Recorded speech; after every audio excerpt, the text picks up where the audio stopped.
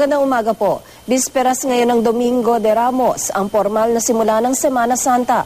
Sa NAIA Terminal 3, libo-libong pasahero ang inaasahang babiyahe ngayong araw. May paalala sa mga pasahero ang pamunuan ng NAIA para iwas aberya. May flash report si Victoria Tulad. Victoria? Tina, inaasahang 40,000 katawang daragsa ngayon dito sa NAIA Terminal 3 para umuwi sa kani-kanilang probinsya o kaya ay magbakasyon. Pero ayon sa pamunuan ng terminal, mas maraming tao ang tiyak na darating sa Holy Wednesday. Bagaman libo-libo ang inaasikaso sa paliparan, sapat naman daw ang tauhan ng mga pulis, civil aviation at ng mismong Ninoy Aquino International Airport para masiguro ang kaligtasan ng lahat.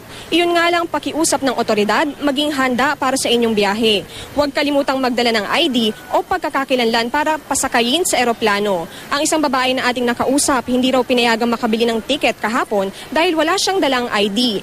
Hindi raw niya alam na kailangan ito. Tuloy, umuwi pa sila pabalik ng Nueva Ecija at gumastos ng dagdag na 2,000 piso sa pamasahe.